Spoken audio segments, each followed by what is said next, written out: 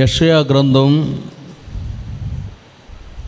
49వ అధ్యాయం 15వ వాక్య భాగాన్ని ఎవరికి వారు చదువుకోండి.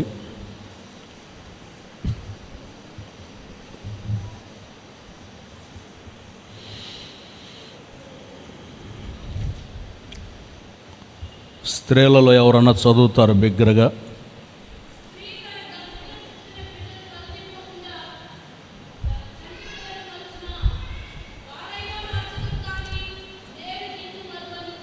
ఇంకొకరు, స్త్రీలలో మరొకరు.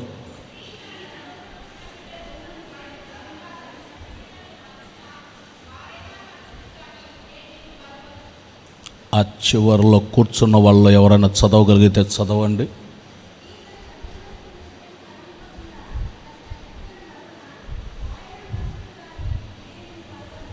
పురుషుల్లో చదువుతారు ఇప్పుడు.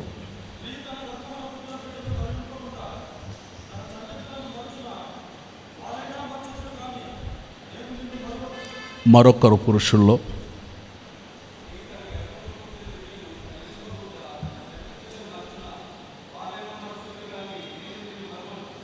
ఆ చివరిలో కూర్చున్న వాళ్ళు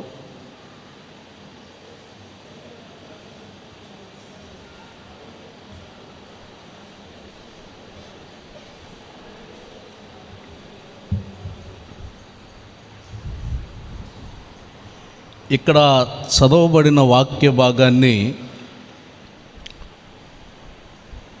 మనం జాగ్రత్తగా గమనించినప్పుడు ఈ నెలకి ప్రభు మనకిస్తున్న వాగ్దానం, నేను నిన్ను మరువను. చెప్పండి, అందరు గట్టిగా చెప్పండి ఆ మాటని. నేను నిన్ను మరువను. ఆయన మరిచిపోయేటటువంటి దేవుడు కాదట. ఈ చదివిన ఈ వాక్య భాగాన్ని గమనిస్తే, ఇప్పుడు అందరూ చదివారు వాక్యాన్ని,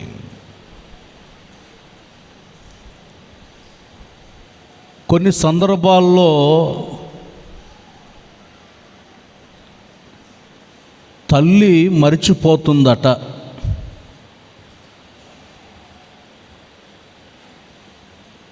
మిమ్మల్ని ఎవరిని అడిగినా కానీ, మీ అమ్మగారు ఎప్పుడన్నా మిమ్మల్ని మర్చిపోయారంటే, మమ్మల్ని ఎప్పుడు మర్చిపోలేదయ్యా, మమ్మల్ని చూసుకుంటున్నారు బాగా అంటూ ఉంటారు. కానీ వాక్యం అంటుంది, తల్లి తన చంటి బిడ్డను మరిచినా మరవవచ్చు కానీ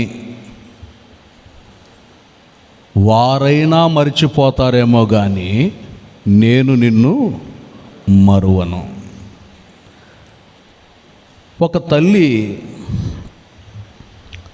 తన చంటి బిడ్డని 3 సంవత్సరాల వయసు ఉంటుంది, ఆ బిడ్డని తీసుకొని, అది వర్షాకాలం, వాగులు వంకలు నదులు పొర్లి ప్రవహిస్తున్నటువంటి కాలం. ఆ సందర్భంలో నదికి వెళ్ళి బట్టలు ఉతుక్కుందామని తన బిడ్డను ఎత్తుకొని బట్టలు ఉతుకుటకు నదికి వెళ్ళింది. ఒడ్డున తన బిడ్డను కూర్చుండబెట్టి తినటానికి బిస్కెట్ ప్యాకెట్ ఇచ్చి, ఆడుకోవటానికి బొమ్మ ఇచ్చి అక్కడ కూర్చోబెట్టి ఎదురుగా నది దగ్గరికి వెళ్ళి అక్కడ బట్టలు ఉతుక్కుంటూ ఉంది. ఈ 3 సంవత్సరాల పిల్ల బిస్కెట్ తింటా, తల్లిని చూస్తా, ఆడుకుంటా సరదాగా ఉంది.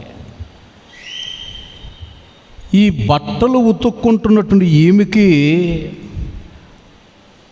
ఆ బట్టలు ఉతుకుతున్న చోట, ఆ నదిలో నుండి కమ్మగా పనసపండు వాసన వచ్చింది. ఆమెకి ఏమొచ్చింది? పనసపండు వాసన వచ్చింది. బట్టలు ఉతికేది మానేసి ఎక్కడి నుండి పనసపండు వాసన వస్తుందని అటు ఇటు చూస్తే నదిలో కొట్టుకొస్తున్నాయి పనస పండ్లు. వర్షాకాలం గబోలు ఆ వరద ఒరవడిలో కొట్టుకొస్తున్నాయి పనస పండ్లు. ఈమెకు పనస పండు అంటే మహా ఇష్టం. అందుకని బట్టలు అక్కడ ఇడిచిపెట్టేసి నీళ్ళల్లోకి దిగి, పీక లోతు దగ్గర దిగి నీళ్ళల్లోకి పనస పండు చేతికి దొరికితే అమ్మాయి దొరికిందని పట్టుకొని గట్టు మీదకి వచ్చి చూస్తే గట్టు మీద పిల్ల లేదు. ఏమైందని వెనక్కి తిరిగి చూస్తే నదిలో పడి కొట్టుకు వెళ్ళిపోతుంది పిల్ల. తల్లి ఎదురుగా ఉన్నంతసేపు ఆడుకుంటుంది, చక్కగా బిస్కెట్ తింటుంది, చక్కగా సరదాగా ఉంది తల్లి ముఖాన్ని చూస్తూ. అమ్మో మా అమ్మ నీళ్ళలోకి దిగి వెళ్ళిపోతుంది అని ఈ అమ్మాయి కూడా నీళ్ళలోకి దిగేసింది. చూడండి, ఆ నీటి ఒరవడిలో అవసరమైంది ఏంటి? ఏం కావాలి ఆ సందర్భంలో? పిల్ల ముఖ్యమా, పనసపండు ముఖ్యమా? అయ్యో, నా మీద ఆధారపడిన ఒక చంటి పిల్ల ఉంది కదా,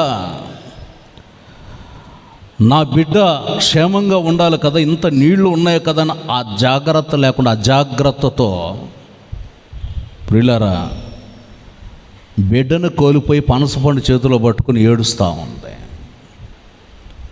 అందుకే దేవుని వాక్యం అంటుంది, తల్లి అయినా మర్చిపోవచ్చేమో కానీ చెప్పండి, నేను నిన్ను మరిచిపోను. ఒకవేళ తల్లిదండ్రులు నిన్ను విడిచిపెట్టవచ్చు, కానీ నేను నిన్ను విడిచిపెట్టను.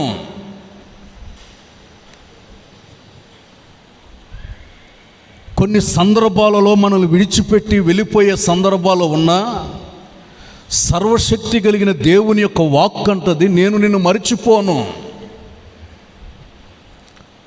నేను విడిచిపెట్టేటటువంటి వాడిని కాదు. పనసపండు ఎంత అండి? మార్కెట్కి పోతే కొనుక్కొచ్చుకోవచ్చు. బిడ్డ వస్తుందా? ఏడ్చి కేకలు పెట్టిన బిడ్డ రాలేదు, వెళ్ళిపోయింది, కొట్టుకెళ్ళిపోయింది ఆ నీటి ఉరవాడిలో. అందుకే దేవుని మాటలు అంటున్నాయి, వాళ్ళైనా మర్చిపోతారేమో కానీ నేను నిన్ను మరువను. దేవునికి స్తోత్రం కలుగునుగాక. హల్లెలూయా, స్తోత్రం. నేను నిన్ను మరిచిపోను.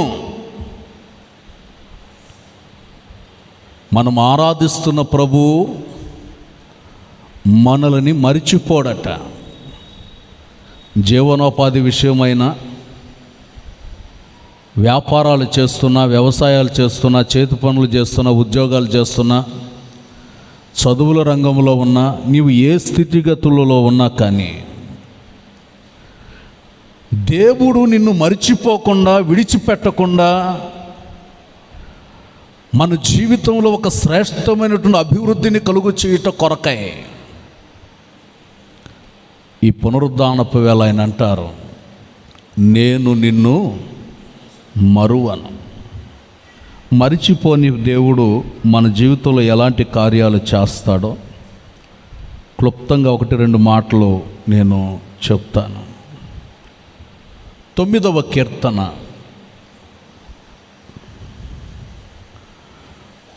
1వ చరణాన్ని చదువుతారు. నా పూర్ణ హృదయముతో నేను యెహోవాను స్తుతిస్తాను. చాలు. మొదటి మాట, నా పూర్ణ హృదయముతో నేను యెహోవాను స్తుతిస్తాను. దేవుడు ఏం చేస్తే స్తుతిస్తాడు? దేవుడు ఎలాంటి కార్యం చేస్తే స్తుతిస్తున్నాడు? దేవుడు తన వ్యక్తిగత జీవితంలో ఎలాంటి మేలులు చేశాడు, మేలులు చేసిన దాన్ని బట్టి స్తుతిస్తాను అంటున్నాడు. మరువక విడువక ప్రభు చేసిన కార్యం, అది ఎలాంటి కార్యాన్ని చేశాడో లేఖనాన్ని కానీ మనం పరిశీలన చేస్తే 3వ చరణాన్ని చదువుతారు. చూడండి, మన యేసయ్య మరువని దేవుడు సింహాసనం మీద కూర్చొని ఆసీనుడుగా ఉండి, సింహాసనం మీద కూర్చొని ఆసీనుడుగా ఉండి మన పక్షంగా ఆయన వ్యాజ్యమాడుతాడట. మన పక్షంగా వ్యాజ్యమాడితే శత్రువు వెనక్కి తిరుగుతాడు. మన పక్షంగా వ్యాజ్యమాడితే దుష్టులు నశించిపోతారట. మన జీవితపు విధానాల్లో ఏ సందర్భాన్ని బట్టి మనం కృంగిపోయామో గత 8 నెలలలో, ఏ పరిస్థితిని బట్టి గత 8 నెలలు కృషించిపోతూ వచ్చామో, సింహాసనం మీద కూర్చున్నటువంటి ప్రభు అంటారు, నేను నీ పక్షంగా వ్యాజ్యమాడుతాను. నీవు ఏ స్థితిలో కలవరపడిపోతూ కంగారు పడిపోతూ అల్లాడిపోతున్నావో ఆయన నీ జీవితంలో ఒక విలువైనటువంటి కార్యాన్ని చేయాలని కోరుకుంటున్నాడు. కొన్నిసార్లట దేవుని యొక్క వాక్యం అంటది, నీ అంతట నీవే యోచించి నీ అంతటి నీవే ఆలోచన చేసి విరోధులతో వ్యాజ్యమాడటానికి వెళ్ళవద్దు అంటాడు.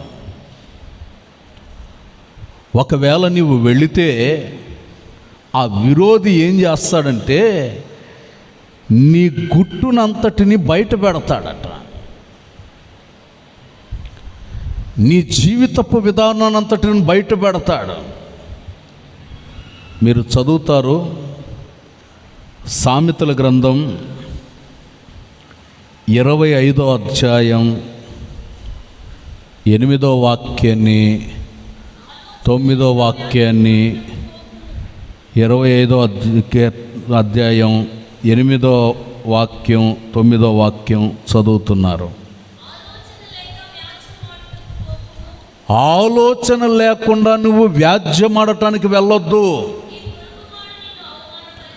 నీ పొరుగువాడు నిన్ను అవమానపరిచి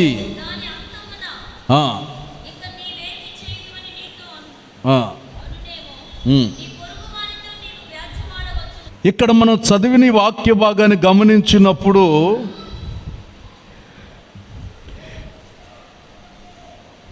నీ పొరుగువాడు నీ గుట్టునంతటిని బయట పెట్టడానికి ప్రయత్నం చేస్తుంటాడు. ఈ వాక్యం ఇంకా బాగా అర్థం అవ్వాలంటే ఇద్దరు సోదరులు ఉన్నారు.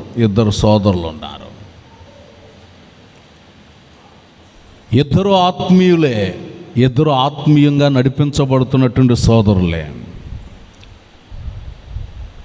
వీళ్ళు దేవునికి అవకాశాన్ని ఇవ్వకుండా వీళ్ళు పోరాడుతున్నారు అనుకోండి. అప్పుడు ఏమవుతుందంటే, ఇప్పుడు వీళ్ళిద్దరు అదిగో ముందు కూర్చొని అన్న ఉన్నాడు, అదిగో ఆ పక్కన ఎర్ర చొక్కా వేసుకుని అన్న ఉన్నాడు, వాళ్ళిద్దరు ఉన్నారు. ఇద్దరు సంఘానికి వచ్చారు. ఉదాహరణకు చెప్తున్నాను, సంఘానికి వచ్చారు. ఇద్దరికి సమస్య ఉంది, ఒకరి మధ్యలో ఒకరికి సమస్య ఉంది, ఒకరి మధ్యలో ఒకరికి విభేదాలు ఉన్నాయి. ఉన్నప్పుడు వీళ్ళిద్దరు కలిసి ఏం చేయాలంటే దేవుని దగ్గర ఆయన తనీగా దేవుని దగ్గరకు వచ్చి, దేవా నా పక్షంగా నీవు వ్యాజ్యమాడి నాకు సమాధానం కలుగు చేయండి అని ప్రభువుని అడగాలి. ఎందుకనంటే సింహాసనాసనుడుగా కూర్చొని ఆయన అంటాడు, నేను నిన్ను మరువను అంటున్నాడు. నాకు అవకాశం ఇస్తే నేను వ్యాజ్యమాడతాను, నేను పోరాడతాను అంటున్నాడు. వీళ్ళిద్దరు ప్రభు దగ్గరకు రాకుండా వాళ్ళిద్దరు గొడవాడుకుంటున్నారు అనుకోండి, ఏమవుతుంది? ఈయన గుట్టు ఆయన బయట పెడతాడు, నీ సంగతి నాకు తెలీదా, నువ్వు ఎలా చేస్తావో, నువ్వు ఏ భక్తి చేస్తున్నావో, నీ జీవితపు విధానాలు నాకు తెలీదా అని ఆయన గురించి మాట్లాడి ఈయన చరిత్ర అంతా బయట పెడితే ఆయన చరిత్ర అంతా బయట పెడతాడు. అదే ప్రభు దగ్గరకు వస్తే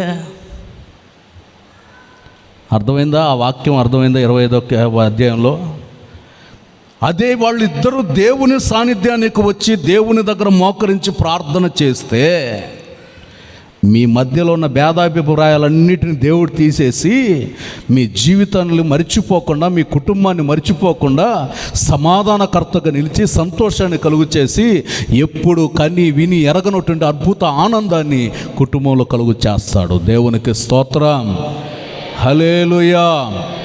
ఏదైనా సమస్య ఉన్నప్పుడు దేవుని దగ్గరకు వచ్చి పాదాల దగ్గర చేరి ప్రార్థించాలి. నేను నిన్ను మరువనన్నాడు కదా, ప్రభువుకు అప్పగిస్తే ప్రభు మర్చిపోకుండా అన్ని కార్యాలు వెంటనే చేయటం ప్రారంభిస్తాడు. వెంటనే చేయటం ప్రారంభిస్తాడు. దేవుడు మన పక్షంగా వ్యాజ్యమాడుతాడు. ఇశ్రాయేలీయుల ప్రజలు వారి జీవితంలో శత్రువు యొక్క పోరాటం, ఒకవైపున ఫిలిస్తీయులు ఇశ్రాయేలీయుల్ని గందరగోళం సృష్టిస్తున్నారు. ప్రతిసారి పోరాడి జయ జీవితాన్ని పొందుతున్నారు శత్రువు. ఒకరోజు శత్రువు గుండెలలో కలవరం మొదలైందట. ప్రజలందరూ ఎర్రి కేకలేస్తున్నారు, అయ్యో వారి దేవుడు వారి మధ్యలోనికి వచ్చేసాడు. ఇంతకాలం మన జయ జీవితాన్ని పొందాం, ఇప్పుడు వాళ్ళ దేవుడు వాళ్ళ పక్షంగా ఉన్నాడు, వాళ్ళు జయ జీవితాన్ని పొందుతున్నారు అని శత్రువు కలతపడుతున్నాడట. అంటే దేవుని సన్నిధి మనతో ఉంటే, దేవుని ప్రసన్నత మన కుటుంబాలతో ఉంటే, దేవుని యొక్క సముఖం మనతో ఉంటే ఏ శత్రువు మనల్ని ఏమి చేయలేడు.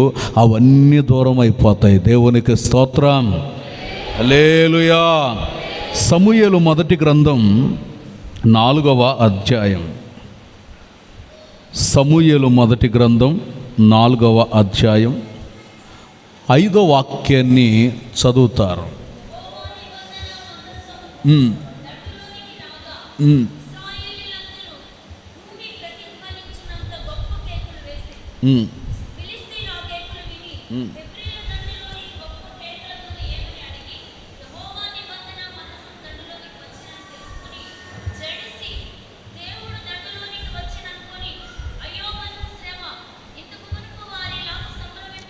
చూడండి,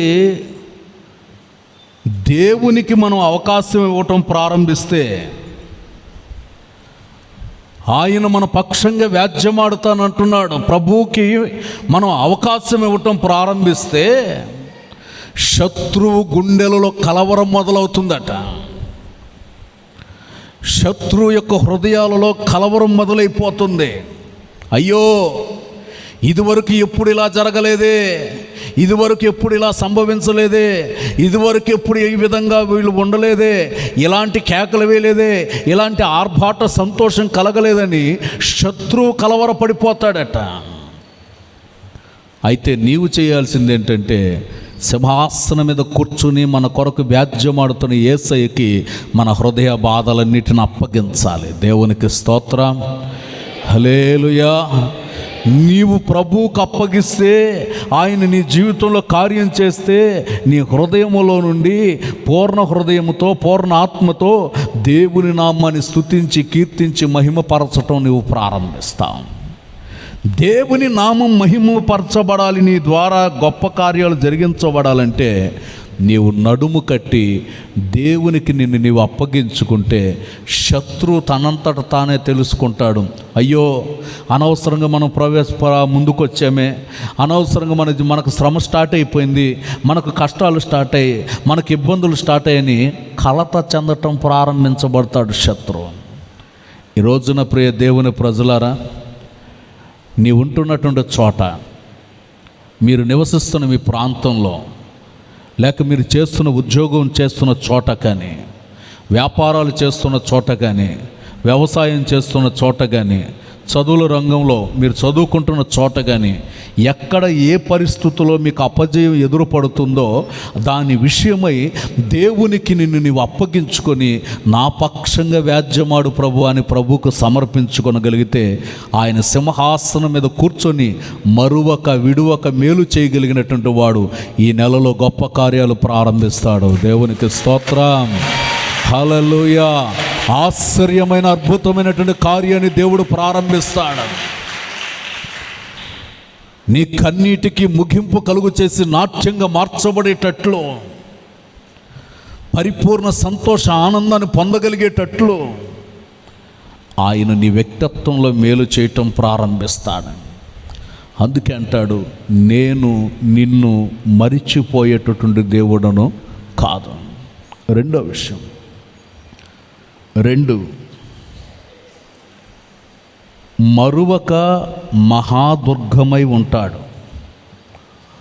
మరువక మహాదుర్గమై ఉంటాడు. 9వ కీర్తన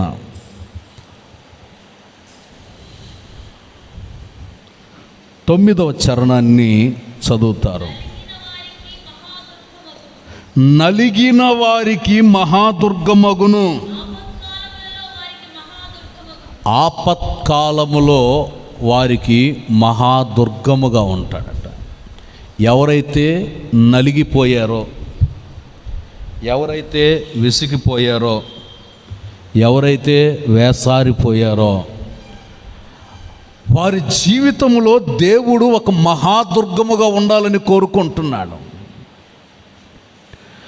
ఏ సంభవాన్ని బట్టి నువ్వు నలిగిపోతూ కుమిలిపోతున్నావో ఆ స్థితిని బట్టి దేవుడు నీ జీవితంలో మహాదుర్గంగా ఉండి నీ జీవితానికి ఒక గొప్ప భద్రతనివ్వాలని కోరుకుంటున్నాడు.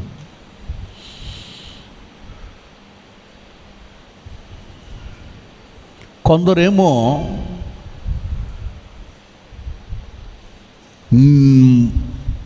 మహాదుర్గమైనటువంటి ప్రభువుని విసర్జించి దేవునిని త్రోసివేసి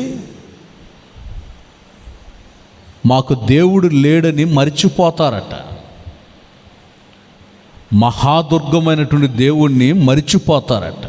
అసలు ప్రభు ఎక్కడున్నాడో, ఆయన ఏం చేశాడని మరిచిపోయి నడిపించబడేటటువంటి వాళ్ళుగా ఉంటారంట. ద్వితీయోపదేశకాండం 32వ అధ్యాయం, ద్వితీయోపదేశకాండం 32వ అధ్యాయం 18వ వాక్యాన్ని చదువుతారు. నిన్ను పుట్టించిన ఆశ్రయదుర్గమును విసర్జించితివి, నిన్ను కనినటువంటి దేవునిని నీవు మరిచిపోయావు. ఆయనేమో నిన్ను మరువను అంటున్నాడు, కానీ కొన్ని సందర్భాలలో మనం మరిచిపోయి విడిచిపెట్టి దేవునికి దూరం అయిపోయేటటువంటి పరిస్థితులు ఏర్పరచబడుతూ ఉన్నాయి. మొన్న ఎవరిని అడిగాను, ఏంటండి ప్రార్థనకు రావట్లేదు, నేను కొత్తగా వచ్చినా కానీ 2 నెలలైంది వచ్చి, అయినా కానీ ప్రార్థనకు రావట్లేదు ఏంటి అని అంటే, కరోనా కదా పాస్టర్ గారు, కరోనా కదా, అందుకని ఊరంతా కరోనా ఉంది అందుకని రాలేకపోతున్నాం.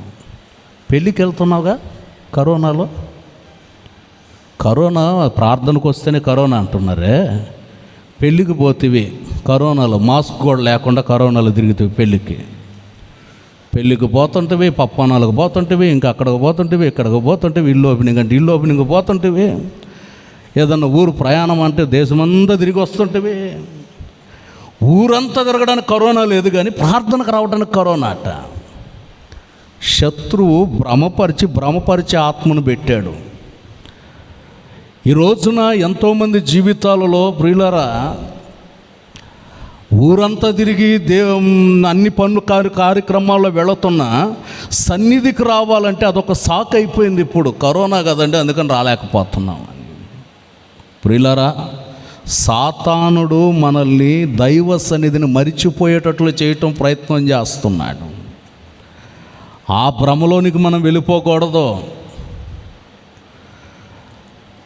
నీ జాగ్రత్తలో నీవు ఉండి నిన్ను సంరక్షించిన దేవునికి, నీకు ఇచ్చిన భద్రతనిచ్చిన దేవునికి, ఆయుష్నిచ్చిన దేవునికి కృతజ్ఞతాస్తుతి చెల్లించగలిగేటట్లు దైవ సాన్నిధ్యానికి వచ్చి నిండు మనస్సుతో, అయ్యా నన్ను బ్రతికించావు నాయనా, నాతో ఉన్నవాళ్ళు బోల్డంతమంది వెళ్ళిపోయారు ఈ 2 సంవత్సరాల్లో, నాకింత సుఖాన్ని ఇచ్చావు, క్షేమాన్ని ఇచ్చావు, ఆరోగ్యాన్ని ఇచ్చావు అని ప్రభునామాన్ని స్తుతించి ఆరాధించవలసిన వ్యక్తులు ఈ కరోనా సాకుతో ప్రార్థనకి రావటం మానేశారు. ఇక్కడికి రావటం సంగతి ఏమో కానీ ఇంట్లో కూడా ప్రార్థన చేయటం మానేశారట. వాక్యాన్ని చదవటం కూడా మానేశారట.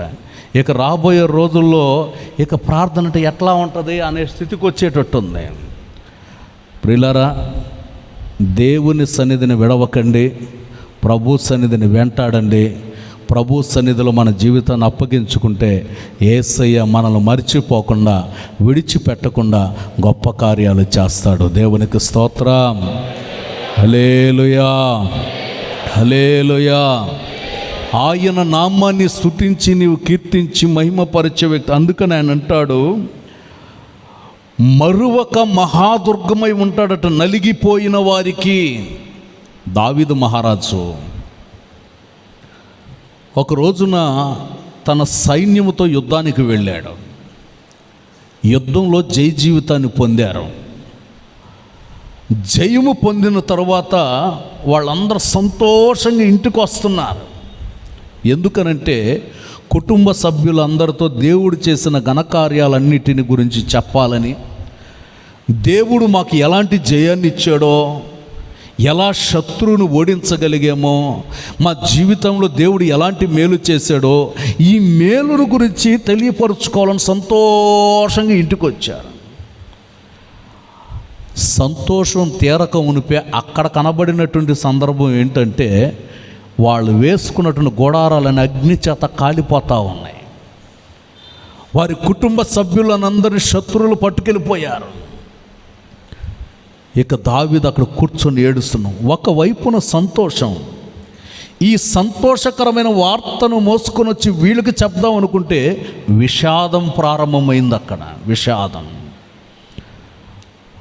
ఏడుస్తున్నాడు, ఏడుస్తున్నాడు. ఏడ్చుటకు శక్తి లేనంతగా ఏడుస్తున్నాడు, విలపిస్తున్నాడు. సరే, నాతో కూడా కొంతమంది వచ్చారు కదా, నా వెనక సైన్యం ఉన్నారు కదా, వాళ్ళు ఎలా ఉన్నారని వెనక్కి తిరిగి చూస్తే, నీతో రాబట్టే కదరా బాబు మా కుటుంబాలను ఇలాగ అయిపోయినాయని చెప్పి అందరు రాళ్ళు ఎత్తుకొని నిలబడుకొని ఉన్నారట కొట్టడానికి. ఒకవైపున సంతోషం, ఒకవైపున విషాదం. వీళ్ళ ద్వారా ఏదైనా ఆదరణ ఉంటుందని వెనక్కి తిరిగితే వాళ్ళ ద్వారా ఆదరణ లేదు, నడి మధ్యలో నిలబడిపోయాడు. కొన్నిసార్లు మన జీవితపు విధానాల్లో కూడా ఎదుగు ఇలాంటి పరిస్థితులు ఉన్నాయి. సంతోషకరమైన వార్తను పంచుకుందామనంటే ఆ వార్తను వినగలిగేవాడు ఉండట్లేదు అక్కడ. ఒకవేళ తోకోడ ఉన్న వాళ్ళ ద్వారా ఆదరణ కలుగుతుందంటే వాళ్ళు విరోధంగా ప్రవర్తించేటువంటి పరిస్థితులు కనబడుతున్నాయి. ఈ సందిగ్ధం మధ్యలో దేవుని సన్నిధిలో ప్రార్థన చేస్తున్నాడు. దేవుని వాక్యంలో రాయబడింది, దేవుడైన యెహోవాను బట్టి ధైర్యం తెచ్చుకున్నాడట. ఈ మనుషులందరూ నేను చూస్తే ప్రయోజనం లేదు, వీళ్ళందరినీ చూస్తే నాకు అపజయం ఏర్పడుతుందని దేవుని దగ్గర మోకరించి, అయ్యా నా కుటుంబాన్ని నేను రక్షించుకోగలుగుతానా లేదా, నా పిల్లలని నేను రక్షించుకోగలుగుతానా లేదా, నాకు ఇచ్చినటువంటి వంశాన్ని నేను రక్షించుకోగలుగుతానా లేదా, నాకు ఇచ్చిన వ్యాపారాన్ని నేను రక్షించుకోగలుగుతానా లేదా. దేవుని దగ్గర మనం పోరాడి ప్రార్థన చేయటం ప్రారంభిస్తే ఒక వార్తని చెవుకు వినబడుతుంది. ఏమిటనంటే, నీవు వెళితే అఖండ విజయాన్ని నీవు స్వతంత్రించుకుంటావు అని. దేవునికి స్తోత్రం, హల్లెలూయా. అద్భుత విజయాన్ని స్వతంత్రించు. దేవుని దగ్గర ప్రార్థన చేస్తే మరొక అద్భుతమైన ఆశ్చర్య కార్యాలు చేయగలిగిన దేవుడు మన జీవితంలో శ్రేష్టమైనటువంటి మేలు కలుగు చేయాలని కోరుకుంటున్నటువంటి వాడుగా ఉన్నాడు. అందుకే దేవుని యొక్క వాక్యం అంటుంది, ఆపదలో నలిగిన వారికి. ఏ స్థితిలో నీవు నలిగిపోతున్నావో, ఒకవేళ చెప్పుకోలేని బాధలు కావచ్చు, అనారోగ్య సమస్యలే కావచ్చు, నేను నలిగిపోతున్నావేమో. ఈ పునరుద్ధానపు వేళ దేవుని సముఖంలో నీవు విషయాన్ని విశదపరచుకుంటే ఆయన నిన్ను మరిచిపోవడం, ప్రభు నిన్ను మరువడం, నీ పరిస్థితి, నీ బాధ, నీ హృదయంలో ఉన్నటువంటి వేదన ప్రభు దగ్గర కుమ్మరించి ప్రార్థన చేస్తే ఆయన నీ జీవితంలో అద్భుతమైనటువంటి ఆశ్చర్యమైనటువంటి కార్యాన్ని చేయటానికి ప్రారంభిస్తాడు. దేవుని నామానికి మహిమ కలుగును గాక. ఆమేన్, హల్లెలూయా. ఆపదలో నలిగినటువంటి వారికి మనష్షే తన జీవితానికి కూడా ఒక ఆపద వచ్చినట్లుగా కనబడుతుంది. దినవృత్తాంతాల 2వ గ్రంథం, దినవృత్తాంతాల 2వ గ్రంథం 33వ అధ్యాయం 12వ వాక్యం.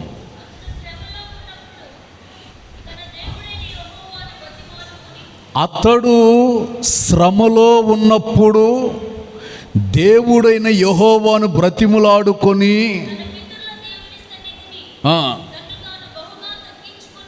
చూడండి, అతడు శ్రమలో ఉన్నప్పుడు దేవుని దగ్గర ప్రార్థన చేస్తున్నాడట. అసలు ఇతడు శ్రమలోకి ఎందుకు వెళ్ళాడు, ఎందుకు వెళ్ళవలసి వచ్చింది శ్రమలోకి, ఏ శ్రమలోకి ఇతను వెళితే దేవుని దగ్గరకు వచ్చి ఎలుగెత్తి ఏడుస్తున్నాడు, శ్రమలో నుండి నాకు విడుదల కావాలని కోరుకుంటున్నాడు అని దేవుని వాక్యాన్ని గమనిస్తే, వీళ్ళ నాన్నగారు చాలా భక్తి గలవాడు, దేశములో ఉన్నటువంటి ప్రతి చెడుని తొలగించినవాడు, దేశములో ఉన్నటువంటి అపవిత్రతంతటిని తొలగించినవాడు. ప్రజలు మూఢనమ్మకాల మధ్యలో, ఆచారాల మధ్యలో, చీకటి సందర్భంగా అపవిత్రమైన జీవితాన్ని జీవిస్తూ ఉంటే వాళ్ళందరికీ ఒక మార్పును కలుగు చేసి, ప్రభువు మీద నమ్మకత్వం ఏర్పడేటట్లు చేసి, చీకటిని తొలగించి, దేశాన్నంతటిని ప్రశాంతపరిచి, ప్రజలందరూ నెమ్మదిగా, సంతోషంగా, ఆనందంగా బ్రతకగలిగేటట్లు చేశాడు వాళ్ళ నాన్నగారు. తర్వాత ఇతని కాలం వచ్చినప్పుడు ఇతను ఏం చేశాడంటే, యవనస్తుడు కనుక ఉడుకు రక్తం, యవనస్తుడు కనుక కుర్రాడు కనుక ఉడుకు రక్తం అన్నమాట. ఈ ఉడుకు రక్తంతో ఏం చేశాడంటే, వాళ్ళ నాన్న ఏదైతే వద్దని తీసేసాడో దేవునికి అయిష్టమైనవి అవన్నీ కూడా ఈయన మరలా తీసుకొచ్చి పెట్టడం మొదలుపెట్టాడు. ఇతడు శ్రమలోకి వెళ్ళటానికి ప్రబలమైన కారణం ఏంటంటే, దేశంలో చీకటి లేదు కానీ చీకటిని తీసుకొచ్చి కూర్చోబెట్టాడు. దేశంలో అపవిత్రత లేదు కానీ అపవిత్రతను తీసుకొచ్చి పెట్టాడు. పాపాన్ని ప్రోత్సాహపరుస్తున్నాడు, చీకట్లో చిందులాడటానికి ప్రోత్సాహపరుస్తున్నాడు, యవనస్తుల పతనాన్ని ప్రోత్సాహపరుస్తున్నాడు, దేవుని దగ్గర ప్రార్థన చేయకపోయినా పర్వాలేదని ప్రోత్సాహపరుస్తున్నాడు. ప్రతి విధమైనటువంటి చీకటి క్రియలన్నీ తన జీవితంలోనికి ప్రవేశించబడతా వచ్చాయండి. మీరు దేవుని వాక్యాన్ని మీరు పరిశీలించినప్పుడు రాయబడుతున్నటువంటి మాట ఏంటంటే, సమస్తాన్ని కూడా అతను పాడు చేయటం ప్రారంభిస్తున్నాడట. సమస్తానికి కూడా. మీరు అక్కడ 33వ అధ్యాయం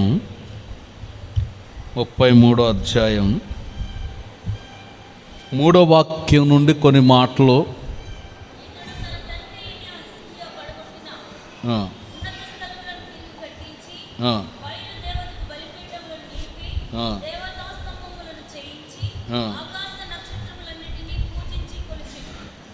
చూడండి. అక్కడ రాయబడుతున్నటువంటి మాటలు, దేనినైతే నమస్కరించకూడదో దేవుడు ఆజ్ఞ ఇచ్చాడు, నేను తప్ప వేరొక దేవుడు నీకు ఉండకూడదు.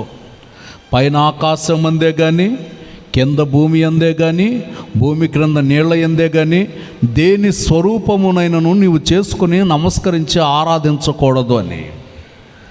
కానీ ఇతడు సమస్తాన్ని ఆరాధించటం ప్రారంభిస్తున్నాడు. ఏది కనిపిస్తే దాన్ని దండం పెట్టుకుంటున్నాడు, ఆరాధించటం మొదలు పెడుతున్నాడు. ఇతని జీవిత విధానం అంతా ఎంత భయంకరంగా మార్చబడిందంటే, 5వ చరణంలో రాయబడుతున్న 5వ వచనంలో, మరియు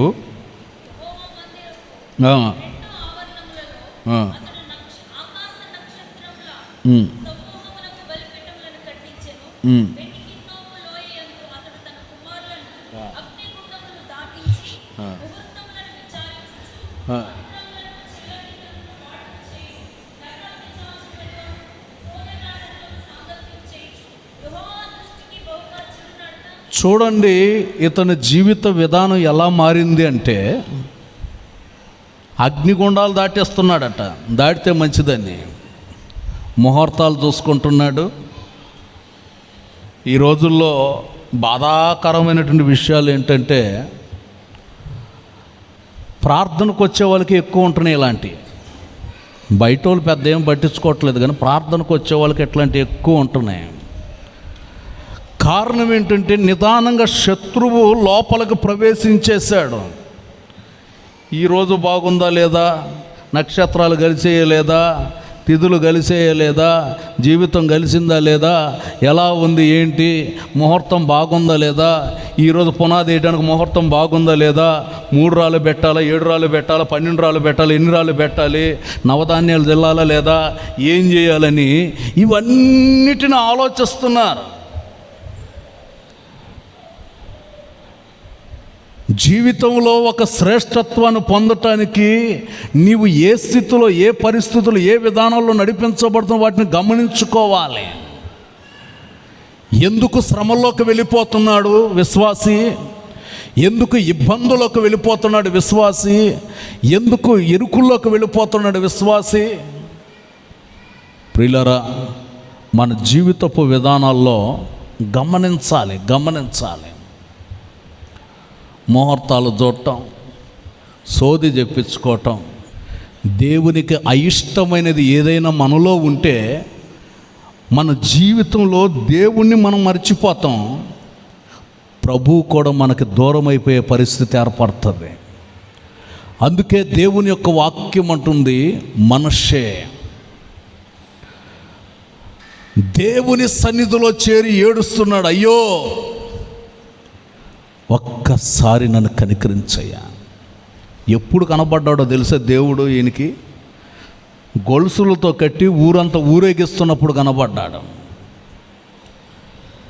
శత్రువులందరూ ఒక రకంగా మాట్లాడుతున్న, దేశమంతా ఒక రకంగా మాట్లాడుతున్న పరిస్థితి వచ్చింది. అప్పుడు దేవుని సన్నిధిలో ఎలుగెత్తి ఏడుస్తున్నాడు, అయ్యా నేను పాపిని ప్రభువా, నన్ను మరిచిపోవద్దయ్యా, ఈ ప్రజల చేతులను నాకు విడుదల కావాలి.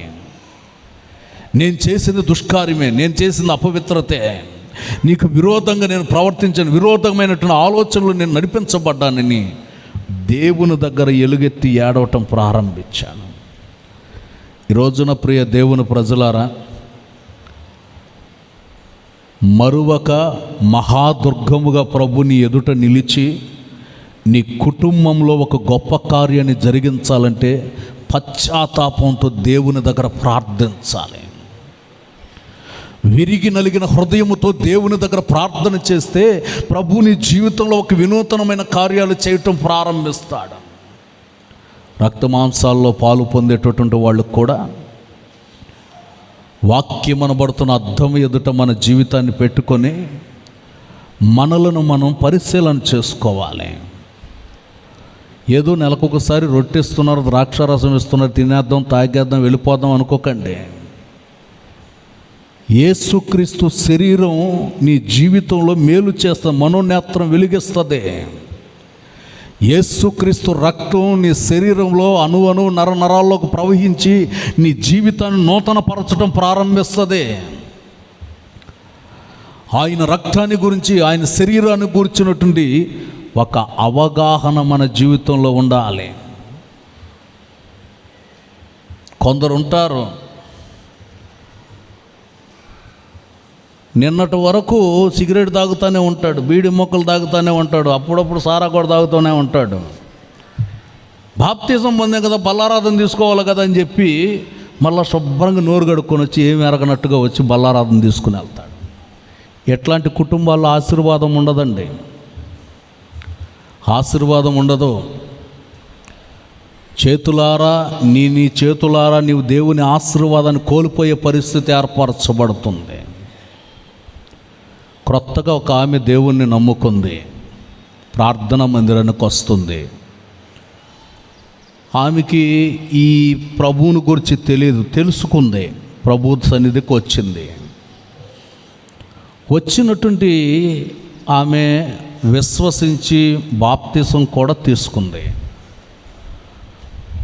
ప్రభువులో నడిపించబడుతుంది. ఒక రోజున సంఘంలో ప్రకటన వినబడింది, యేసుక్రీస్తు శరీరం, యేసుక్రీస్తు రక్తం వచ్చే ఆదివారం ఇవ్వబడుతుంది, మీరు సిద్ధపడి ప్రార్థనాపూర్వకం రండి అని ప్రకటించాడు పాస్టర్ గారు. ఆమె సిద్ధపడుతుంది దేవుని సన్నిధికి, నేను వెళ్ళాలి, యేసయ్య శరీరాన్ని తినాలి, యేసుక్రీస్తు రక్తాన్ని త్రాగాలని ఆశపడతాం. భర్తేమో ఆయన లారీ డ్రైవరు, ఆ రోజు దిగాడు, ప్రార్థనకి వెళ్ళనీయకుండా ఆమెను అక్కడే కూర్చోబెట్టి అన్నీ వండిస్తున్నాడు. ఆమె బాధపడుతుంది, ముఖం ఒక రకంగా పెట్టుకుంది, బాధపడుతుంది. ఏంటి బాధపడుతున్నావు అంటే, యేసుక్రీస్తు శరీరం, యేసుక్రీస్తు రక్తం ఇవ్వబడుతుందని పాస్టర్ గారు చెప్పారు, నేను ఈరోజు వెళ్ళకపోతే అది నేను మిస్ అయిపోతాను. యేసుక్రీస్తు రక్తమా, యేసుక్రీస్తు శరీరమా? యేసు ప్రభు చనిపోయి 2000 సంవత్సరాల క్రితం అయిపోయిందని చెప్తున్నారు కదా, మరి అప్పుడు చేల్చబడిన శరీరం ఇప్పుడు ఎట్లా ఇవ్వబడుతుంది? అయితే ఒక పని చేయి, ఎల్లు చర్చికి వెళ్ళు, నీకు ఇస్తారు కదా యేసుక్రీస్తు శరీరాన్ని, అది తెచ్చి నాకు చూపించు, అప్పుడు ప్రభు ఉన్నాడని నేను నమ్ముతా. ఆమె సంతోషంగా ప్రభు సన్నిధికి వచ్చింది, వాక్యాన్ని వినింది. రక్తమాంసాల్లో పాలు పొందుతున్నారు అందరూ. యేసయ్య శరీరానికి సాదృశ్యమైన రొట్టెను విరిచి అందరికి పంచటం జరిగింది. ఆమెకు కూడా ఇచ్చారు. ఆమె కళ్ళు తెరిచి చూస్తే అంత రొట్టె ముక్క చేతిలో పెట్టున్నాడు పాస్టర్ గారు. ఈమెను ప్రభువులోకి తీసుకొచ్చిన ఉందే, ఆమె ఈమె పక్కనే కూర్చుంది. ఆమెను పొడిచి, ఏమా పాస్టర్ గారు ఏం చెప్పాడు నిన్న ఆదివారం? యేసుక్రీస్తు శరీరం రక్తం ఇస్తానని కదా చెప్పాడు, ఏంటి ఇంత రొట్టె మొక్క పెట్టాడేంటి? ఇంత రొట్టె మొక్క పెట్టి యేసుక్రీస్తు శరీరం అంటాడేంటి? పాస్టర్ గారు అబద్ధం చెప్పాడా మనకి? ఆ మంటది శరీరానికి సాదృశ్యమైన రొట్టెది, అది ఆశీర్వదించారు దాన్ని తినమని. ఆమె అట్లాగే గుప్పిట్లోనే పట్టుకొనే ఉందండి, తినలేదు ఇక. ఎందుకంటే ఇంటికి తీసుకెళ్ళి చూపించాలా, చూపించకపోతే మళ్ళీ ఆయన ఏమంటాడో. ఇది తినకుండా అట్లాగే పట్టుకుంది, ద్రాక్షారసం ఇస్తే తాగింది, ప్రార్థన చేయించుకుంది, ఇంటికి వెళ్ళి చేరింది. ఇంటికి వెళ్తా ఉంది, సాయంత్రం అయింది. ఇంటికి వెళ్ళేసరికి ఆయన ఏం చేశాడు, ఈయన ఫ్రెండ్స్ ఉంటారే, ఒక 40 మందిని పోగు చేసుకొని కూర్చొని ఉన్నాడు అక్కడ. మా ఆవిడ యేసుక్రీస్తు శరీరం తెస్తానంది, మనం కూడా చూద్దాం, రెండురా అని 40 మందిని పోగు చేసుకుని కూర్చొని ఉన్నాడు అక్కడ. ఈమె అట్లాగే పట్టుకొని ఇంటికి వెళ్ళింది. ఏదైతే అయింది అయితే అయిపోయింది అని చెప్పి వెళ్ళింది ఇంటికి. ఆయన అడిగాడు, ఏది తెచ్చావా యేసుక్రీస్తు శరీరాన్ని? ఏది జరిగితే అది జరుగుతుందని ఆమె కళ్ళు మూసుకొని అది గుప్పిట్లో ఉన్నదాన్ని ఓపెన్ చేస్తే వాళ్ళ వైపు నుండి యాక్షన్ కానీ రియాక్షన్ కానీ ఏమీ లేదు.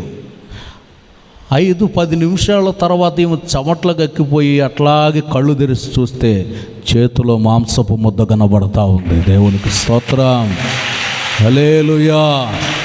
మాంసపు ముద్ద కనబడతా ఉంది చేతిలో. ఈమె చర్చిలో చూసినప్పుడు అది రొట్టెగానే ఉంది. ఈమె మనోనేత్రాలు కూడా వెలిగించబడ్డాయి అక్కడ. ఒక్కొక్క బొట్టు రక్తం కింద పడతా ఉంది, ఒక్కొక్క బొట్టు పడతా ఉంది. ఈ 40 మంది మోకాళ్ళ మీదకి వచ్చేసారు, నిజముగా యేసయ్య సజీవుడుగా ఉన్నాడు అని. దేవునికి స్తోత్రం, హల్లెలూయా. రక్తమాంసాల్లో పాలు పొందేవారు ఆటకాయతనంగా పాలు పొందకూడదు. యేసయ్య శరీరం విలువైనది, యేసయ్య రక్తం విలువైనది. రక్తమాంసాలను గూర్చినటువంటి ఒక భయం, ఒక ప్రార్థన, ఒక పశ్చాత్తాపం, విరిగి నలిగిన మనసు దేవుని సన్నిధిలో అవసరమై ఉంది. హృదయపూర్వకంగా దేవుని యొక్క సన్నిధిలో దాన్ని ప్రార్థనాపూర్వకంగా భయముతో వణుకుతో నీవు దాన్ని స్వీకరించినప్పుడు అది నీ నరనరాలలోకి ప్రవహించి నీ జీవితాన్ని నూతనపరచడం ప్రారంభిస్తుంది. అందుకని నీవు ఒక విలువైన పశ్చాత్తాప హృదయంతో రక్తమాంసాలలో నీవు పాలు పొందాలి. దేవునికి స్తోత్రం. హల్లెలూయా. బేకరీలో బోల్డెన్ రొట్టెలోనే తెచ్చుకొని తినొచ్చు, కానీ ఆశీర్వదించబడిన తర్వాత, ప్రార్థించిన తర్వాత, అది ఆశీర్వదించబడిన తర్వాత అది దేవుని శరీరంగా, దేవుని రక్తంగా ఆశీర్వదించబడిపోతుంది. పశ్చాత్తాపపు హృదయముతో, నిర్మలమైనటువంటి మంచి మనస్సాక్షితో దేవుని దగ్గర ప్రార్థన చేస్తే ప్రియులారా, రక్త మాంసాలకి నువ్వు యోగ్యుడుగా, అర్హుడుగా మార్చబడతావు. నీకున్న దోషం తొలగిపోతుంది. మెలకువతో తీసుకోవాలి. బలారాధన తీసుకునే వాళ్ళకు కూడా నిద్రలో ఉండి తీసుకోకూడదు, మెలకువ కలిగి తీసుకోవాలి. కొంతమందికి మోకాళ్ళ మీద ఉండి నిద్రపోయే వరం ఉంటుంది. చెడ్డ అలవాటు అది. మోకాళ్ళ మీద ఉండి నిద్రపోతూ ఉంటారు. నేను ఒకసారి బల్లారాధన ఇస్తున్నా, ఇక్కడ కాదు వేరే చోట బల్లారాధన ఇస్తున్నాను. మోకాళ్ళ మీదే ఉన్నారు అందరు, నిలువు మోకాళ్ళ మీద. ఇక ఇద్దరిని దాడితే ఆయనకి ఇస్తాను నేను. బారుదలం పడ్డాడు దబ్బా అంట కింద. అంటే నిలువు మోకాళ్ళ మీద ఉండి నిద్రపోయే వరాన్ని పొందున్నాడు. ఇవన్నీ ఎవడిస్తాడంటే సాతానుగాడు ఇస్తూ ఉంటాడు. యేసయ్యేమో ఆత్మవరాలు, ఆత్మఫలాలు ఇస్తూ ఉంటే సాతానుగాడేమో ఇట్లాంటి వరాలన్నిటిని ఇచ్చుకుంటూ వస్తూ ఉంటాడు. మత్తులో ఉండి రక్తమాంసాలలో నీవు పాలు పొందితే ఆశీర్వాదాన్ని పొందలేవు.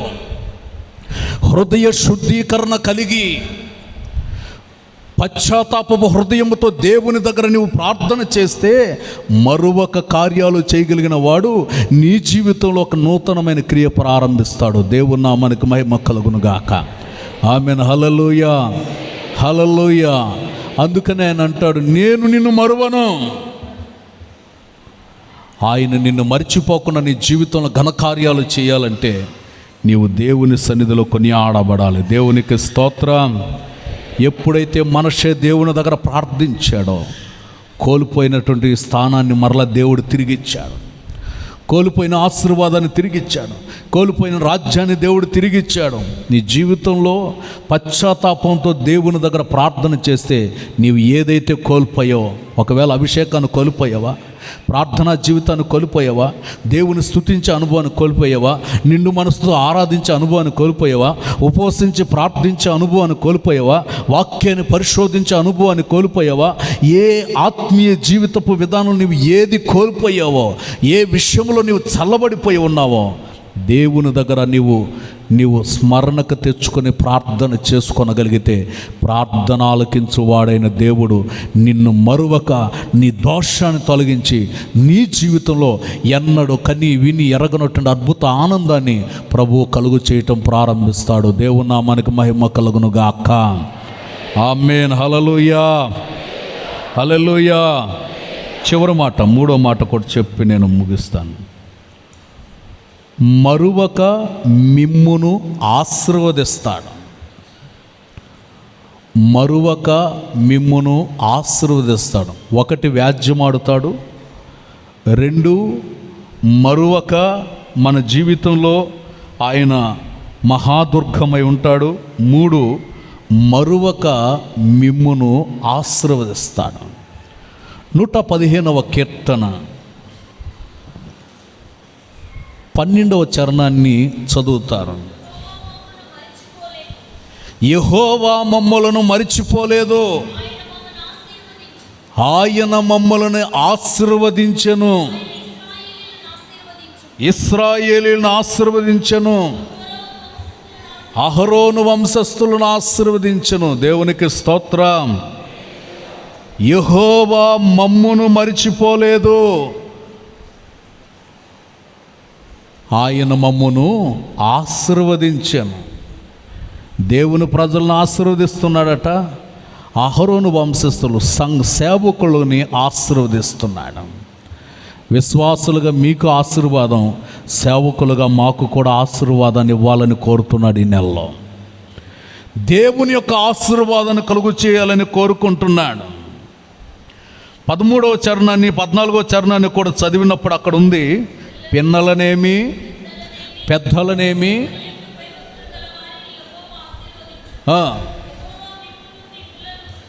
దేవునికి స్తోత్రం కలుగునుగాక. ఆమెన్. హల్లెలూయా. పిల్లలని పెద్దలని దేవుడు ఆశీర్వదిస్తాడట. మిమ్ములను మీ పిల్లలని దేవుడు అభివృద్ధిలోనికి తీసుకొని వస్తాడు. మీరు అభివృద్ధి పొందుతారు. ఈ నెలలో ఏ విషయంలో మీరు అభివృద్ధి పొందకుండా ఉన్నారో ఆ స్థితిలో దేవుడు మిమ్మల్ని అభివృద్ధి చేయబోతున్నాడు. ఆశీర్వాదాన్ని మీ జీవితంలో కలుగు చేయబోతున్నాడు. దేవుని దగ్గర మీరు ప్రార్థన చేసుకోగలిగితే దేవుడు మీ జీవితంలో ఒక విలువైనటువంటి గొప్ప కార్యాలు చేయబోతున్నాడు. కొన్నిసార్లు మనకు సహాయం చేస్తానన్నవాడు మర్చిపోవచ్చు. నేను నీ పక్షంగా ఉంటానని చెప్పినోడు మర్చిపోవచ్చు. నేను నీ పక్షంగా కార్యం చేస్తానని మనకు హామీ ఇచ్చి అభయవాక్కునిచ్చినోడు మర్చిపోవచ్చు. కానీ మనం ఆరాధిస్తున్నటువంటి యేసయ్య అంటాడు, నేను నిన్ను మరువను, నీ పిల్లలను అభివృద్ధి చేస్తాను, పిల్లలని కానీ పెద్దలను కానీ అభివృద్ధి చేస్తాను, నీవు ఆశీర్వదించబడిన వ్యక్తివిగా ఉంటావు. ప్రియులారా, ఈ కుటుంబాలలో మీకు ఎక్కడ ఏ పరిస్థితుల్లో ఆశీర్వాదం లేదు. ఒకవేళ కష్టార్జితం కొంతే కావచ్చు. ప్రభు సన్నిధిలో పెట్టి, ప్రభు నా దగ్గర ఇదే ఉంది, నీవు దీన్ని ఆశీర్వదించు, నీ దీవెన దీని మీదకి రాని, నా కష్టాలు ఎక్కువ ఉన్నాయి, ఖర్చులు ఎక్కువైపోయాయి, కష్టార్జితం తక్కువగా ఉంటుంది, నా జీవితంలో క్షేమం ఉండట్లేదు, అందుకని దీనిని నీవు ఆశీర్వదించనని దేవుని దగ్గర నువ్వు ప్రార్థన చేసుకోగలిగితే, ప్రియులారా, పట్టెడు పిండే ఉంటుంది తొట్టిలో, కానీ దేవుడు దాన్ని సంపదగా చేశాడు. కాస్త నూనె ఉంది, దాన్ని దేవుడు సమృద్ధిగా చేశాడు. ఈ రోజున నీ దగ్గర ఉన్నది కొంచెమే కావచ్చు, దేవుని పాదాల దగ్గర పెట్టి దాని మీద చేతులు పెట్టి నువ్వు ప్రార్థన చేయండి. నిశ్చయంగా నీ అవసరతలన్నిటిని తీరుస్తాడు. నీవు తినగా మిగల్చబడేటట్లుగా లోటు లేని ఆశీర్వాదాన్ని నీ జీవితంలో దేవుడు ప్రారంభిస్తాడు. దేవుని నామానికి మహిమ కలుగునుగాక. ఆమెన్. హల్లెలూయా. కొదువలేని ఆశీర్వాదాన్ని, కొరత లేని దీవెనను కలుగు చేస్తాడు. దేవుని దగ్గర నీవు ప్రార్థన చేసి చూడు, దీన్ని నువ్వు ఆశీర్వదించునైనా నేను ఆశీర్వదించబడాలి. నీవు ఎంతగా కోరుకుంటావో, ఎంతగా ప్రార్థిస్తావో, ఇది ఈ నెలకు మొదటి ఆరాధన. దేవుని దగ్గర నిండు మనస్సుతో నీవు కోరుకొని, దేవా నా జీవితంలో ఒక నూతన కార్యాలు చేయండి, నా కుటుంబాన్ని మీరు ఆశీర్వదించండి, నా పిల్లలను మీరు ఆశీర్వదించండి, మా కష్టార్జితం ఆశీర్వదించబడాలి, మేము సమృద్ధిగా ఉండాలి, సంపదతో ఉండాలి, కొదువు లేని దీవెన మాకు కావాలని దేవుని దగ్గర కోరుకొని నువ్వు ప్రార్థన చేయగలిగితే, ప్రార్థన ఆలకించువాడైన దేవుడు గొప్ప కార్యాలు మన జీవితంలో ఆరంభిస్తాడు. అలాంటి ధన్యత యేసయ్య మనందరికి అనుగ్రహించును గాక. ప్రభు ఈ మాటలు వినికిడిలో స్థిరపరచును గాక. ప్రార్థన చేసుకుందామా. విన్న వాక్యాన్ని బట్టి ప్రభు బలలో పాలు పొందేవారు కూడా ప్రార్థన చేసుకోండి. ఈ నెలలో నీవు దేవుని ద్వారా ఆశీర్వాదాన్ని పొందుటకు ప్రార్థన చేసుకోనండి. నేను నిన్ను మరువను అంటున్నాడు. ఆయన మనల్ని మరిచిపోయేటటువంటి వాడు కాదు గనుక దేవుని దగ్గర అందరూ ప్రార్థన చేసుకోండి. అయ్యా, నీవు నన్ను మరువనన్నావు, నా పక్షంగా వ్యాజ్యమాడుతానన్నావు. దేవుని దగ్గర ప్రార్థన చేసుకోండి. ఆయన మనల్ని మరిచిపోవట్లేదు, ప్రభు మనల్ని మరిచిపోవట్లేదు. సహోదరుడా, దేవుడు మనల్ని మరిచిపోవట్లేదు.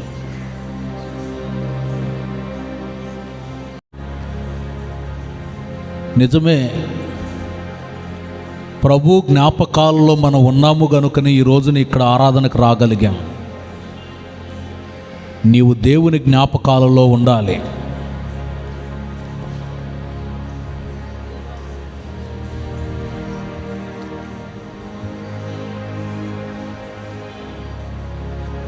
నీ పక్షంగా ఆయన సింహాసనం మీద కూర్చొని ఉన్నాడు వ్యాజ్యమాడటానికి.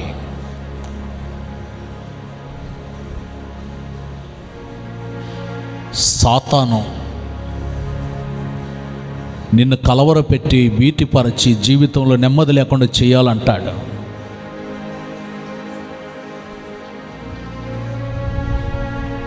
శత్రువు నశించిపోతాడు, వెనక్కి తిరుగుతాడు శత్రువు. అవకాశాన్ని ఇవ్వకుండా అనాలోచనగా నేను వ్యాజ్యమాడానయ్యా, నా గుట్టంతటిని బయట పెట్టుకుంటున్నాను. వాళ్ళ చరిత్ర, వీళ్ళ చరిత్ర, వీళ్ళ చరిత్ర, వాళ్ళ చరిత్ర అని అందరి చరిత్రలు తెలుసుకున్న పరిస్థితులు వచ్చాయి. నేను నీకు అవకాశాన్ని ఇచ్చుంటే నీవు నా పక్షంగా వ్యాజ్యమాడుతాను అంటున్నా.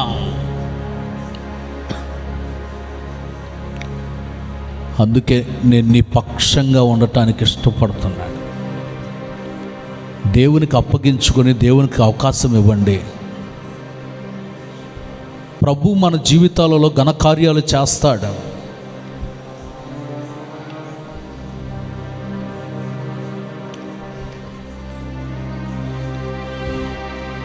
త్వరగా న్యాయం చేకూర్చగలిగిన వాడు మన పక్షంగా ఉన్నాడు. శత్రువు గుండెల్లో కలవరం మొదలైంది. ఏమిటనంటే అదుగో వాళ్ళ దేవుని సన్నిధి ప్రసన్నత వారి మధ్యలోకి వచ్చేసింది. దేవుని సన్నిధి నీ మధ్యలో ఉంటే శత్రువు గుండెల్లో కలవరం మొదలైపోతాయి. ఎవడు నిన్నేం చేయలేడు, ఏ శత్రువు నిన్నేం చేయలేడు, ఏ వ్యక్తి నిన్నేమి చేయలేడు. నువ్వు భయపడవద్దు. సవాళ్ళు చేసిన వాళ్ళు, కేకలు పెట్టిన వాళ్ళు, కేరింతలు పెట్టిన వాళ్ళు, నీ అంతు చూస్తానని కేకలు పెట్టిన వాళ్ళు ఎంతమంది ఉన్నా శత్రువులందరినీ అణిచివేసేవాడు ఆయన మన పక్షంగా ఉన్నాడు. మహాదుర్గంగా ఉండాలని కోరుతున్నాడు. మరొక ఏ స్థితిలో నువ్వు నలిగిపోయావో, ఏ పరిస్థితిలో నువ్వు కృంగిపోయావో, ఏ స్థితిలో నీవు వేసారిపోయావో, నీ జీవితంలో సంతోషం లేకుండా ఏ స్థితిలో నీవు ఉన్నావో, అదుగో ప్రార్థన ఆలకించువాడైన ప్రభు నీ పక్షంగా కార్యం చేయబోతున్నాడు. మనిషే జీవితంలో అపజయం ఎందుకు వచ్చింది? అపజయం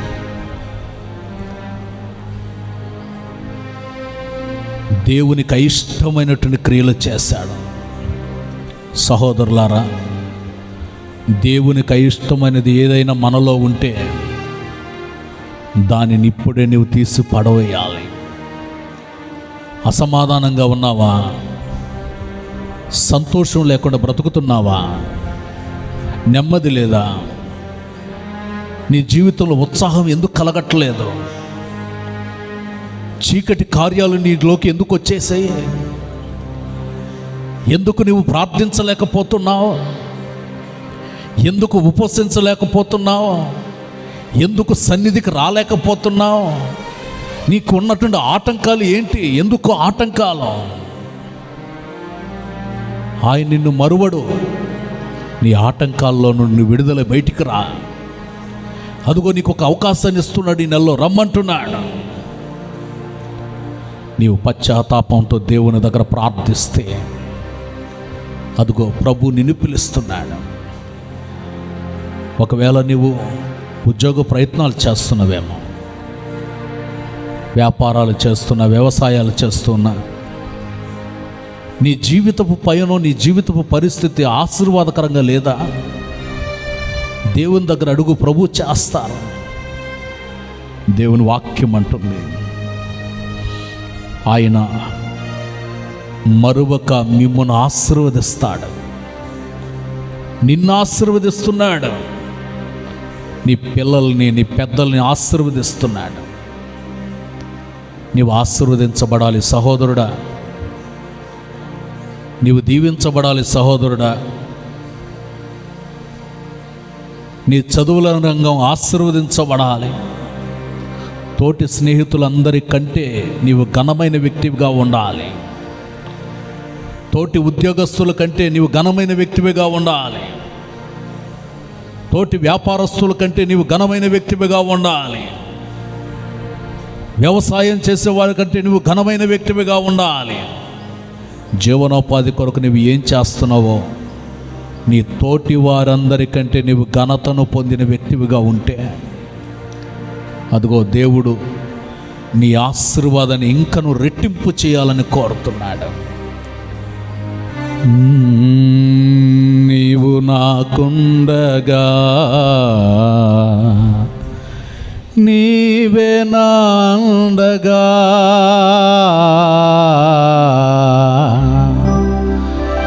నీవే నా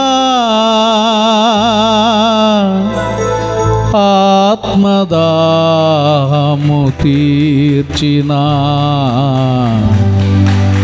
వెంబడించిన బండవో సకలము చేయగల మీ వైపేనా కన్నులెత్తి చూచెదా నీవేనా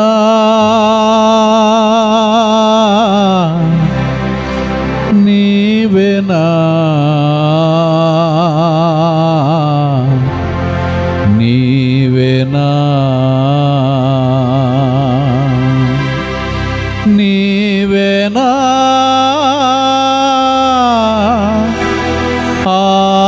ఆత్మదాహము తీర్చిన నన్ను వెంబడించిన బండవు నన్ను వెంబడించిన బండవు నన్ను వెంబడించిన బండవు యేసయ్యా యేసయ్యా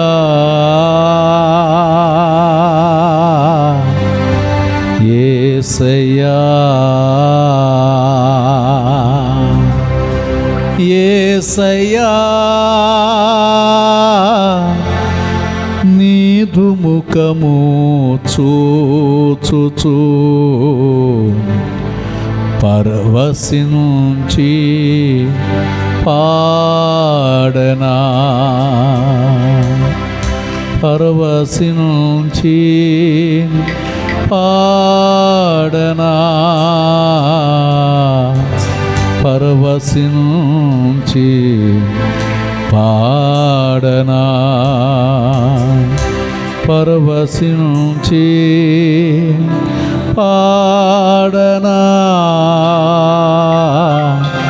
పరవశించి పాడనా. ప్రభు మనతో హెచ్చరిక చేసిన మాటలను బట్టి చేతులెత్తి స్తోత్రాలు చెల్లిద్దాం. నేను నిన్ను మరువను అని వాగ్దానం చేస్తున్న దేవుడు మరువక విడువక మన జీవితాలలో గొప్ప కార్యాన్ని ఆరంభించిన ప్రభుకి స్తోత్రాలు చెల్లిద్దాం.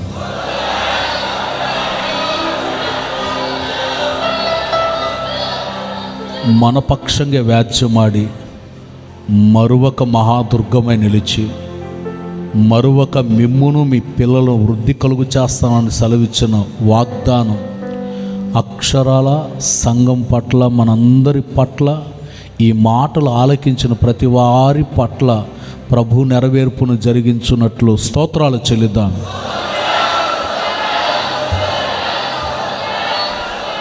తండ్రి అయిన దేవునికి స్తోత్రాలు చెల్లిద్దాం. యేసుక్రీస్తు వారికి స్తోత్రాలు చెల్లిద్దాం. ఆత్మస్వరూపికి స్తోత్రాలు చెల్లిద్దాం. ప్రార్థన. పరిశుద్ధుడా, ప్రేమ స్వరూపి, మీకు స్తోత్రాలు చెల్లిస్తున్నాం తండ్రి. పునరుద్ధాన ఆరాధనలో మీరు మాతో ఉన్నారయ్యా, అందుకు మీకు స్తోత్రాలు. 8 నెలలు మీ కృపలో మమ్మల్ని దాచారు. ఈ 9వ నెలలో కూడా సజీవుల లెక్కలో ఉంచినందుకు స్తోత్రాలు.